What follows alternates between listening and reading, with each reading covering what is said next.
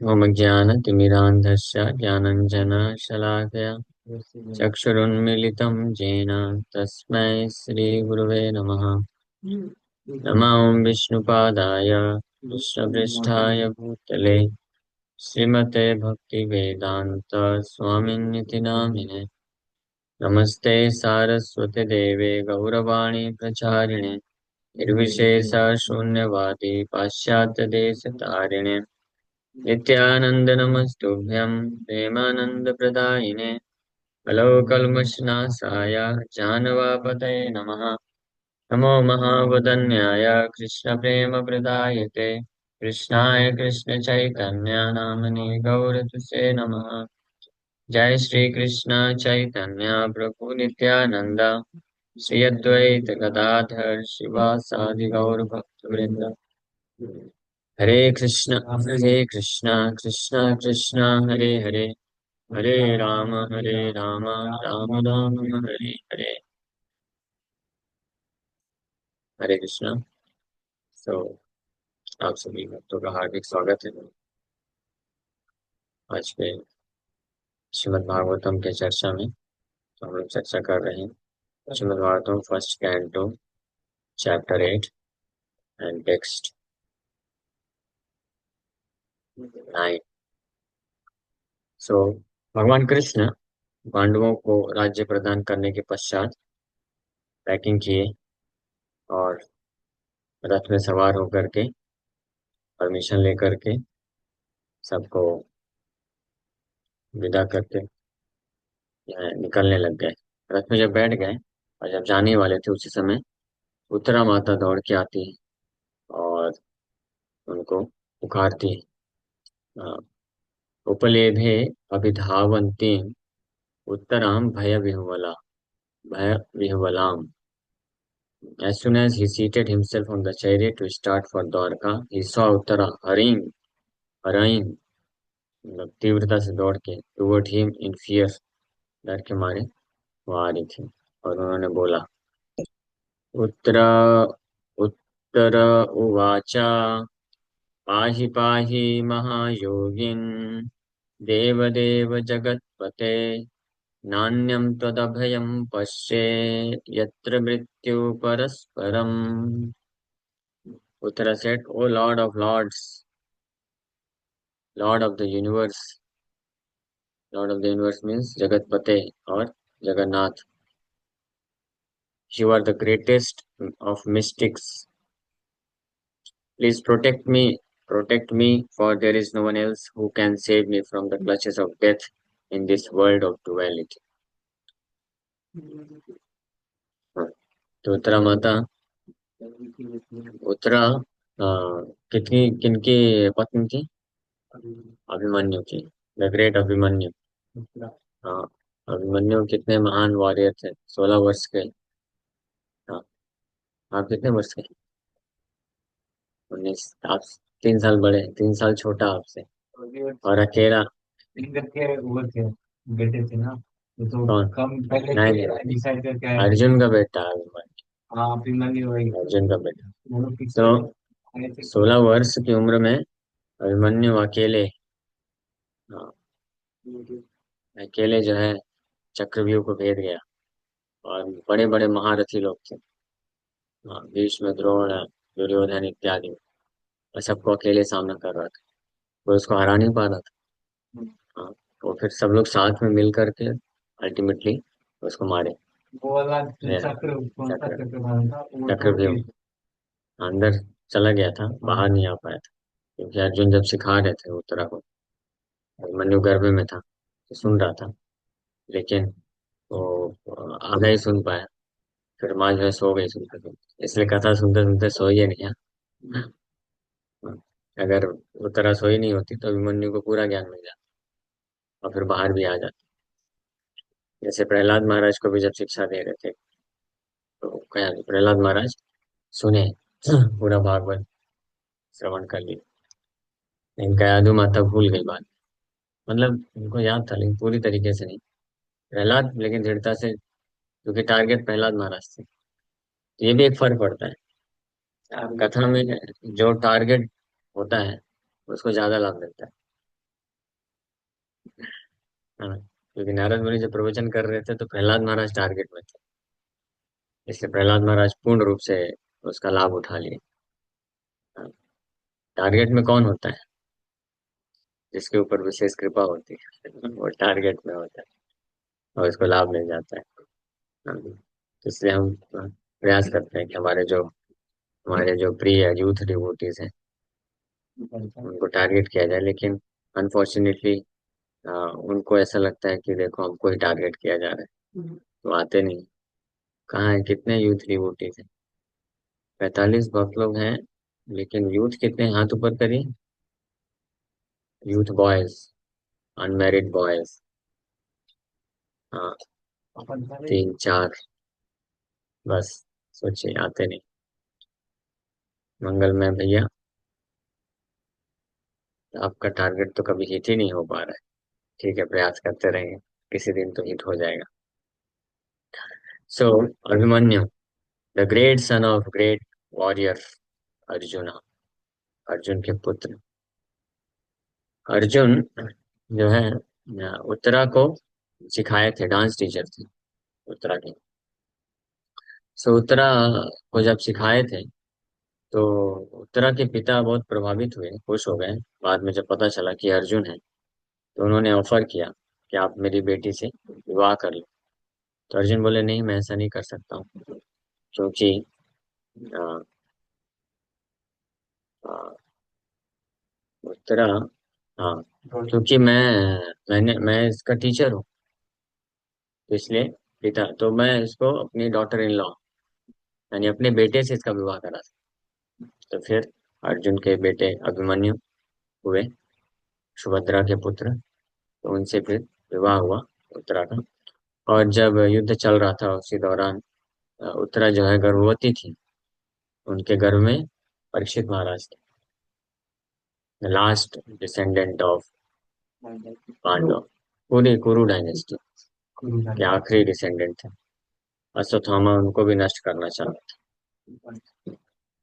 तो उत्तरा जब भयभीत हो गई, तो हालांकि उनके पति जो नहीं थे अभी, अभिमन्यु तो नहीं थे, लेकिन उनके ससुर और उनके डांस टीचर भी, जिनके वो जो वॉरियर, उनके जो कुशलता को जानती थी उत्तरा, क्योंकि अर्जुन ही थे जो अकेले विराट में जो है जीते थे। अकेले अर्जुन पूरे जितने भी वॉरियर खड़े थे सबको हरा करके अर्जुन विजय दिलाए थे। हाँ, अच्छा। सो सो ये जानते हुए भी, लेकिन उत्तरा फिर भी पांडवों के पास नहीं गई। भीष्म पितामह तो नहीं है वहां पे अभी, लेकिन पांडव हैं, पंच पांडव इतने पावरफुल हैं। फिर भी उत्तरा भगवान कृष्ण के पास दौड़ के जाती हैं और बोलती हैं, पाही पाही महायोगिन। पाही पाही मतलब आप कृपा करिए, बचाइए बचाइए। महायोगिन means the great mystic, you are Yogeshwara, भगवान योगेश्वर है, योगेश्वरेश्वरा, योगेश, योगियों के भी स्वामी हैं। और देवदेव, देवदेव जगन्नाथ, देवदेव जगतपते, सेम चीज। देवदेव जगन्नाथ प्रपन्नारति विनाशन, त्राहि माम पुंडरीकाक्ष पतितं भवसागरे। जगन्नाथ जी को प्रणाम करते वक्त ऐसा वंदना करना चाहिए, कर सकते। तो उत्तरा माता भी बोलती है, देव देव जगत पते, हे जगत के नाथ, हे देवताओं के भी देव, मास्टर ऑफ डेमीगॉड्स, नान्यम त्वदभयम पश्ये। हाँ, आपके सिवा और मैं किसी को नहीं देख पा रही हूँ जो अभय प्रदान कर सके। पिछले अध्याय में अगर आपको याद होगा तो अ, अर्जुन भी, जब अश्वत्थामा ने ब्रह्मास्त्र छोड़ा था, तो अर्जुन भी ऐसी कुछ प्रार्थना करते हैं कि आपके सिवा कोई नहीं है जो इससे बचा सके। और फिर से अश्वत्थामा ने जब ब्रह्मास्त्र छोड़ा परीक्षित महाराज को मारने के लिए, तो अर्जुन की बहू उत्तरा भी सेम कंक्लूजन देती है, बोलती है, ना अन्यम तद अभयम पश्ये, आपके बिना। तो ये पांचों पांडव और उनके सारे सगे संबंधी जितने भी महान, महान केवल भक्ति नहीं, जो हर चीज में महान रहे हैं, उनका यही निष्कर्ष रहा है कि आपके सिवा और कोई बचा नहीं सकता है। आप ही केवल पालन पोषण करते हैं, बचाते हैं। लेकिन दुर्भाग्यवश हमको भगवान के अलावा बाकी हर जगह भी विश्वास होता है, भगवान पे विश्वास नहीं होता है। हमें पालन पोषण करने के लिए हमें तो करना पड़ेगा ना प्रभु, भगवान क्या करेंगे, है ना। कि हमको ये शिक्षा लेनी चाहिए। नान्यम तद अभयम पश्ये। इफ कृष्णा डजेंट वांट, अगर कृष्ण भगवान सैंक्शन नहीं करेंगे ना, तो हम कि हमारे पास कितना भी पैसा हो हम खा नहीं सकते। मालूम है कि नहीं मालूम? कितने करोड़पति लोग होते हैं, सब खाने की फैसिलिटी है, लेकिन कुछ खा नहीं सकते। एक ऐसे बहुत बहुत रईस व्यक्ति था, मतलब पूरे विश्व में उसका नाम आता था, लेकिन वो केवल सूप पी सकता था और कुछ नहीं, कोई सॉलिड नहीं खा सकता था। ऐसी स्थिति थी उसकी, डॉक्टर मना कर दिया। केवल सुबह शाम सूप पी के जीता था, वेजिटेबल सूप कुछ अलाउड था बस उसको। सोचिए, क्योंकि सैंक्शन नहीं है, कितना भी पैसा हो, किसी के पास कितना भी अपॉर्चुनिटी है कि पूरे ब्रह्मांड में कहीं भी पृथ्वी में जाके घूम सके, लेकिन अगर सैंक्शन नहीं है तो नहीं घूम पाएगा। हाँ, कितने बड़े बड़े पॉलिटिशियन होते हैं या बहुत धनी लोग होते हैं, हाँ, कभी कभी उनको और कुछ गलती भी नहीं करते हैं, ऐसे कभी फंस जाते हैं तो उनको कैद कर दिया जाता है कि आप इस सिटी छोड़ के नहीं जा सकते। सुना है? बस उसी सिटी के अंदर रहना है। फिर उसके या बाद तो जा सकते हैं। अच्छा, इसको बोलते हैं फूलिशनेस। उसके बाद तो जा सकता है। वैसे तो हम लोग पूरे ब्रह्मांड में भ्रमण कर ही रहे हैं। हाँ, ब्रह्मांड भ्रमित को न भाग्यवान जी, पूरे ब्रह्मांड में भ्रमण कर करके आया है और फिर से वही भ्रमण करने का सिलसिला चालू कर रखना चाहता है। हाँ, तो we should try to understand this fact, नान्यम त्वत् अभयम पश्ये। कहीं पे अभय नहीं मिलेगा, हर जगह केवल भय ही भय मिलने वाला है। भय केवल भगवान के स्थान में, भगवान के चरण कमलों में ही वास्तविक फियरलेसनेस मिल सकता है। इसलिए गोविंद दास एक भजन गाते हैं, भजहु रे मन श्री नंद नंदन, अभय चरणार विंद रे। ये मेरे मन, तू इतना पागल क्यों है? आप लोग में से कोई बोलता है मन को ऐसा कि मन तू इतना पागल क्यों है? थोड़े दिन के बाद फिर से वैसे हो जाएगा। तो मन को बोलना चाहिए कि हे मेरे पागल मन, तू अन्य जगह क्यों भटक रहा है? क्या चाहिए? अभय चाहिए ना, सिक्योरिटी चाहिए ना। हाँ, सुकून चाहिए, सिक्योरिटी चाहिए, फियरलेसनेस चाहिए, हाँ, मेंटेनेंस चाहिए ना। हाँ, वही वही तो सिक्योरिटी है, सिक्योरिटी चाहिए ना। ईटिंग स्लीपिंग मेटिंग डिफेंडिंग, तो डिफेंडिंग ये एक फैक्टर है। जो जानवर की चार प्रोपेंसिटीज हैं, उसमें से चौथा क्या है? डिफेंडिंग। डिफेंडिंग का अर्थ होता है to be dependent upon something else other than Krishna. Krishna के अलावा किसी अन्य वस्तु पे, व्यक्ति पे, स्थान पे, कैपेबिलिटीज पे निर्भर होना, वो डिफेंडिंग का प्रिंसिपल है। तो जो भक्ति में प्रोग्रेस करना चाहता है उसको ये डिफेंडिंग एस्पेक्ट को भी त्यागना होगा। ईटिंग स्लीपिंग मेटिंग डिफेंडिंग, चारों चीजों से मुक्त होना पड़ेगा। डिफेंडिंग मतलब सिक्योरिटी। हाँ, तो one should have firm faith, राखे कृष्णा मारे के, मारे कृष्णा राखे के। अगर कृष्ण मारना चाहते हैं तो कौन बचा सकता है, और कृष्ण बचाना चाहते हैं तो कौन मार सकता है? हाँ, हम लोग देख इतने सारे घटना सुनते हैं, न्यूज सुनते हैं, फिर भी हमको समझ में नहीं आता। हाँ, आता है समझ में? आता है हमको, कहाँ आता है समझ में? फिर ऐसी बातें नहीं कर रहे होते आप। कितने सारे लोग होते हैं, बहुत ही वेल सिचुएटेड होते हैं, बहुत सब सिक्योरिटी होता है, खूब पैसा है, सिक्योरिटी है, प्रोटेक्शन है, सब कुछ है, घर के अंदर ही मृत्यु हो जाता है। कितने सारे ऐसे केसेस हैं जिसमें जो उनका बाउंसर है, बॉडीगार्ड है, उसी ने उनको मार दिया। उसको ज्यादा प्रेशर है। हाँ, समझ रहे? कितने ऐसे केसेस होते हैं, ये सुना होगा, रक्षक बना भक्षक, न्यूज में आता है। Those who were suppose to be protector, रक्षा करने वाले माने जाते हैं, वही क्या बन गए, वही उड़ा देते हैं। उसको क्या बोलते हैं? सुपारी ले लेते हैं, ऐसा से सुपारी ले लेते हैं। इंदिरा गांधी के साथ भी हुआ था ना। कई सिक्योरिटी ने मार दिया। ऐसे कितने ही केसेस होते रहते हैं। दैट मीन्स अगर कृष्णा कृष्ण अगर नहीं चाहते हैं कि कोई जीवित रहे, तो उसका जो रक्षा करने वाला होगा वही उसको मार देगा। और वहीं दूसरी ओर, अगर कृष्णा की कृपा है किसी के ऊपर, चाहते हैं कि रहे, तो उसको कोई नहीं मार सकता है।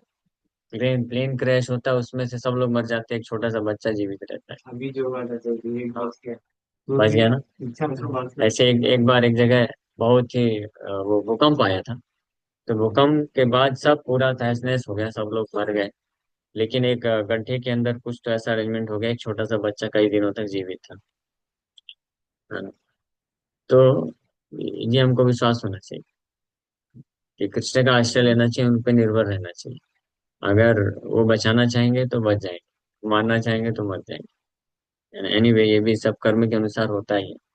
बट कर्म के अनुसार होता है, लेकिन अगर कृष्ण का आश्रय लेता है तो कृष्ण उसको जो है उसके भले के लिए दोनों में से कोई भी डिसीजन ले सकता है। जैसे ना अन्यत तो अभयम पश्ये, आपके सिवा वास्तविक रूप में अभय प्रदान करने वाला मैं कोई भी नहीं देखता हूँ। यत्र मृत्यु परस्परम, हाँ, for there is no one else who can save me from the clutches of death in this world of duality. यत्र मृत्यु परस्परम, in the world of duality, जहाँ पे मृत्यु है, यहाँ पे मैं आपके सिवा और कोई उपाय नहीं देखती हूँ। So this material world is the world of duality in contrast with the oneness of the absolute real. ये भौतिक जगत क्या है? द्वंद्व से भरा पड़ा है। द्वंद्व का अर्थ तो क्या होता है? यहाँ पे सुख दुख, लाभ हानि, मान अपमान, सर्दी गर्मी, सक्सेस फेलियर, ये सब आता रहता है, इसको कोई अवॉइड नहीं कर सकता है। तो इस द्वंद्व से आ, इसके विपरीत जो एब्सोल्यूट रियल मतलब आध्यात्मिक जगत है, वहाँ पे वननेस है। तो वननेस का अर्थ ये होता है, oneness means free from duality. ये भौतिक जगत, हाँ, डुअलिटी मतलब द्वंद्व, दो दो चीजें यहाँ पे हमेशा रहेंगी। You cannot experience experience happiness without distress. भौतिक संसार में अगर सुख की अनुभूति करना है, तो आपको दुख दुख झेलना पड़ेगा। दुख नहीं मिलेगा तो सुख नहीं आप एक्सपीरियंस कर सकते। This is material world. किसी को अगर बचपन से केवल सुख सुख मिल रहा है ना, तो ऐसा मत सोचिए कि इसको कितना सुख मिल रहा है। उसको सुख वो सुख में अनुभूति ही नहीं होगी, क्योंकि उसने दुख दुख झेला ही नहीं। समझ पा रहे हैं ना? इसी प्रकार से दुख भी व्यक्ति नहीं झेल सकता जब तक सुख एक्सपीरियंस ना काम किया हो। इसलिए जो लोग हमेशा जीवन में दुखी दुख दुख वाली अवस्था में रहते हैं, तो दूर से देखने में लगता है बड़े दुखी हैं लोग, लेकिन उनके लिए वो नेचुरल हो जाता है, क्योंकि उन्होंने सुख एक्सपीरियंस ही नहीं किया। इसी प्रकार से मान अपमान, लाभ हानि, सक्सेस फेलियर्स, ये सब रिलेटिव टर्म्स हैं यहाँ पे। लेकिन जो आध्यात्मिक जगत है वो वननेस है। वहाँ पे रिलेटिव मतलब निर्भर है किसी चीज पे, है ना? जब तक दुख नहीं रहेगा तब तक सुख की अनुभूति नहीं। ठंडी गर्मी को कैसे आप वो करेंगे डिफाइन? ये गर्म है। क्यों ये गर्म है? क्योंकि ये जो एनवायरनमेंट है ये ठंडा है, तो उसके कंपैरिजन में ये गर्म। इसको बोलते हैं रिलेटिव है यहाँ पे हर चीज। रिलेटिव मतलब एक्चुअल फैक्ट नहीं है।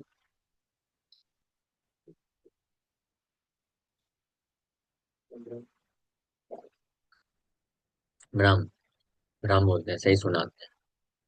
हैप्पीनेस भी, डिस्ट्रेस भी। कविराज गोस्वामी चैतन्य चरितमृत में बोलते हैं, यही सब भ्रम, सी सी, यही सब भ्रम। चैतन्य चरितमृत में, द्वैते भ्रम प्रमाद विप्रलिप्सा करना पटवा में, द्वैते यही भालो यही मंदा, यही भालो यही मंदा जो है, ये भ्रम है। चैतन्य चरितमृत में कविराज गोस्वामी बताते हैं, द्वैते भद्रा भद्र ज्ञान सब मनोधर्मा, यही भाल यही मंद यही सब भ्रमा। In the material world conceptions of good and bad are all mental speculations. ये मनोधर्म है, यानी मानसिक चिंतन है, मन के स्तर, मन की उपज है बस। ये अच्छा है, ये बुरा है, ये पुण्य है, ये पाप है। मतलब सब सही इसको बोलते हैं फर्स्ट क्लास इल्यूजन। है। सब सही। अरे नो। प्रभुपाद बोलते हैं, this material world, the so called bad is bad, but the so bad is bad, and the so called good is also bad. Everything in this material world is bad. सब कुछ यहाँ पे क्या है, घटिया ही, गंदा ही है। सब कुछ पाप है। पुण्य भी पाप है, पाप तो पाप है ही है। मालूम है आपको, पुण्य भी पाप है। अभी क्यों? पता नहीं। अभी पता चला? इतने दिन से क्या सुन रहे थे? हाँ, पुण्य, हाँ। पुण्य इस प्रकार से पाप है क्योंकि पुण्य करने से भी व्यक्ति क्या प्राप्त करता है? ऐश्वर्य प्राप्त करता है, फिर वापस से जन्म लेता है। फिर वो ऐश्वर्य से जो है वशीभूत होकर के और इंद्रिय तृप्ति करता है और फंस ही जाता है। उससे तो इसलिए स्वीकृति मिलता है। हाँ, वही तो, यही स्वीकृति मिलता है। उसको पाप करने की स्वीकृति मिलती क्या? है। यही भाल, यही मन, यही सब भ्रमा, ये इल्यूजन है। This is all a mistake. Yeah. Therefore, saying this is good and this is bad is all a mistake. Prabhupada ji को, प्रभुपाद जी इस चीज को समझाने के लिए बहुत अच्छा उदाहरण देते हैं। हाँ, dry stool, wet stool, what is the difference? ठीक है, परफेक्ट एग्जाम्पल दिया Prabhupada ji. Anyway, but in the spiritual world there is oneness. Oneness means absolute goodness, उसको बोलते हैं। वहां पे सब कुछ एब्सोल्यूट रूप में सत्य रहता है। The world of duality is composed of matter and spirit, whereas the absolute world is complete spirit without any tinge of the material qualities. In the dual world, everyone is falsely trying to become the master of the world, whereas in the absolute world, the Lord is the absolute Lord and all others are his absolute servitors. ये द्वंद्व जगत में क्या हर कोई क्या करना चाहता है? झूठा मास्टर, स्वामी बनने का प्रयास करता है, लेकिन इल्यूजन, कोई स्वामी नहीं बन पाता है। वो केवल सेवक ही है ना। Nobody is enjoyer, कोई enjoyer यहाँ पे नहीं। Everyone is enjoyed। अब हमारे ऊपर है कि हम चूज कर सकते हैं whether we want to enjoyed by Krishna और माया। क्या अच्छा ऑप्शन, कृष्ण हमको अपनी सेवा में लगा ले या माया सेवा में लगा ले? सोचिए, जो व्यक्ति ये चूज करता है कि माया सेवा में लगा ले, कितना वो कितना बड़ा मूर्ख है ना। या तो कृष्ण मुझे सेवा में लगा ले, या तो ये बीड़ी सिगरेट शराब इलिसिट सेक्स ये सब मुझे सेवा में लगा ले। कौन से ज्यादा अच्छा है? अगर सेवा ही करना है तो सबसे बड़े स्वामी का सेवा करो ना, सर्व द ग्रेटेस्ट, ऐसे एक कथा आती है, मालूम है, एक स्टोरी आती है, ग्रेटेस्ट। एक बार एक व्यक्ति था, नौकर था, वो किसी के यहाँ सेवा करता, जमींदार के यहाँ। हाँ, तो देखा जमींदार के यहाँ एक बार एक कोई व्यक्ति आया जिसको जमींदार भी प्रणाम कर रहा है और टैक्स दे रहा है। तो उसने, नौकर ने पूछा कि ये कौन है, क्या ये आपसे बड़ा है क्या, आपका स्वामी है? बोला हाँ हाँ, ये मेरे से बड़ा है, ये तो राजा का अधिकारी है, हम सबको इसको टैक्स देना होता है। तो बोला अच्छा, तो मैं उसका सेवा कर सकता हूँ? हाँ जाओ, उसका सेवा करो। तो उसका सेवा में लग गया। फिर एक दिन देखा कि वो जो टैक्स कलेक्टर था, राजा का अधिकारी, तो वो सेवा में लगा दिया। फिर एक दिन राजा आया पालकी में बैठ करके, तो ये जो है उसको प्रणाम किया और उसका सेवा में अपने आप को हाजिर कर दिया। तो फिर ये पूछा, ये कौन है, ये आपका, आपसे भी बड़ा स्वामी है क्या? तो बोला हाँ हाँ, ये तो राजा है, ये तो पूरे राज्य को यही संभालता है, इससे बड़ा कोई नहीं है संसार में, इस राज्य में यही सबसे बड़ा है, हम सब इसी को दंडवत प्रणाम करते हैं। जय राजा महाराजा धीराजा बोलना चालू कर। बोला तो क्या मैं इनका सेवा कर सकता हूँ? बोला हाँ ठीक है, जाओ। तो राजा ने उसको अपनी सेवा में लगा लिया। फिर एक दिन देखा कि राजा जा रहा था, बहुत सारे घोड़े हैं, पालकी है सब, लेकिन एक जगह जंगल के बीच में जा करके पालकी से उतरा, अपना जूता उतार दिया और अपना पगड़ी जो पहना था वो भी उतार दिया, और जा रहा है ऐसे पैदल, एक जाके आश्रम में घुस गया। आश्रम में एक साधु बैठा था, तो राजा जाके पूरा दंडवत प्रणाम किया। तब ये बेचारा आश्चर्यचकित हो गया, ये क्या बात है भाई, ये तो सबसे बड़ा स्वामी इसको समझता था, ये कहाँ जा रहा है। तो जाके दंडोत प्रणाम किया तो समझ गया, तो पूछा कि क्या ये से बड़े हैं? बोला हाँ हाँ ये तो बड़े हैं, ये तो साधु सन्यासी लोग हैं, हम तो इनके जो है चरणों के धूल के बराबर भी नहीं। बोले क्या मैं उनका सेवा कर सकता हूँ? बोले हाँ हाँ जाओ जाओ उनका सेवा करो। तो साधु की सेवा में लग गया। फिर देखा कि साधु भी सुबह सुबह जा रहा है कहीं पे, मंदिर जा रहा है, वहां नारायण को दंडवत प्रणाम कर रहा है। बोले आप किसको दंडवत प्रणाम कर रहे हैं, आपसे भी बड़ा कोई है क्या? बोले हाँ हम सबका बाप, हम सबके बाप कौन है? कृष्ण है। अच्छा तो मैं उनका सेवा कर सकता हूँ? हाँ तुम उन्हीं के सेवक हो नालायक, तुम इधर उधर पूरे दुनिया में भटक रहे हो, अभी आगे सही ठिकाने में। जीवेर, फिर वो साधु ने उसको प्रवचन दिया। बोला जीवेर स्वरूप है कृष्णेर नित्य दास, हाँ यू आर कृष्णदास नो मोर माया दास, सर्व कृष्ण। तो वो फिर सब छोड़ छाड़ के कृष्ण का सेवा में लग गया। समझ गए? अच्छे से In the dual world, everyone is falsely trying to become master of the world, whereas in the absolute world, there is the Lord is the absolute Lord, and all others are His absolute servitors. In the world of duality, everyone is envious of all others, and death is inevitable due to the dual existence of matter and spirit. और ना इस द्वंद्वमय जगत में हर कोई अ, अन्य किसी व्यक्ति से ईर्ष्या रखता है। जो इस भ्रम में फंसा रहता है, ये अच्छा है ये बुरा है, तो मुझे बुरा मिला उसको अच्छा मिला। तो हाँ, तो इसलिए ईर्ष्या आ जाती है। लेकिन जो जानता है कि ये अच्छा सोकल अच्छा, ये भी बुरा ही है, ये बुरा बुरा है, मुझे दोनों ही नहीं चाहिए, तो उसको ईर्ष्या मुक्त हो जाता है। फिर उसको कोई फर्क नहीं पड़ता है। हाँ।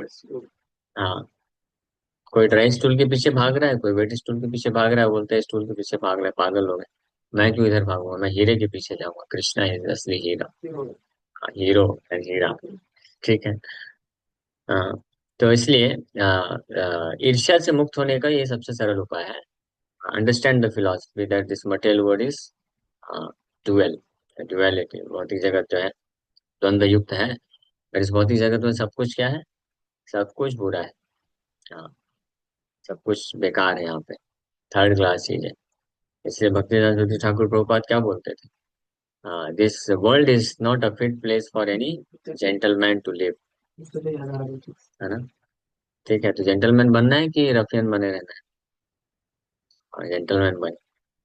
So death is inevitable due to dual existence of matter spirit. The Lord is the only shelter of fearlessness for the surrendered soul. One cannot save himself from the cruel hands of death in the material world without having surrendered himself at the lotus feet of the Lord. ये जो मृत्यु है, मृत्यु के क्रूर हाथों से कोई व्यक्ति अपने आप को बचा नहीं सकता है। यहाँ तक कि ब्रह्मा जी भी नहीं बचा सकते। वो ब्रह्मा जी जो सबका मृत्यु डिसाइड करते हैं, सबकी मृत्यु लिखते हैं, उनकी भी मृत्यु लिखने वाला कोई व्यक्ति है। हैं? समझ रहे हैं ना? ब्रह्मा जी भी अपने आप को नहीं बचा पाते मृत्यु से, उनका भी मृत्यु होता है। हाँ, उनके 100 साल, लेकिन हमारे उनके 100 साल हमारे कितने वर्ष होंगे? लेट कर मतलब 864 करोड़ साल को मल्टीप्लाई करो 30 से, फिर उसको मल्टीप्लाई करो 12 से, फिर उसको मल्टीप्लाई करो 100 से। हाँ, तो 1200, और फिर 12,000, 36,000, 36,000 मल्टीप्लाइड बाय 864 करोड़, इतना है ब्रह्मा का आयु। निकालो, कोई निकाल सकता है क्या? 864 crore means it's almost 8.6 billion, 8.5 billion है। और 36,000, 36,000 को 8 से मल्टीप्लाई करो, अप्रोक्सीमेटली मान लो 10 से मल्टीप्लाई करो 360 आता है, 300 हो गया। तो 300,000 billion, can you imagine? Brahma ji प्रभु ब्रह्मलोक में क्या 300,000 बिलियन ऑलमोस्ट। सो लेकिन इसके बाद भी ब्रह्मा को भी शरीर छोड़ना पड़ता है। ठीक। ओके, लोग यहीं पे विराम करेंगे। Thank you very much. Hare Krishna. किसी का कोई प्रश्न है क्या?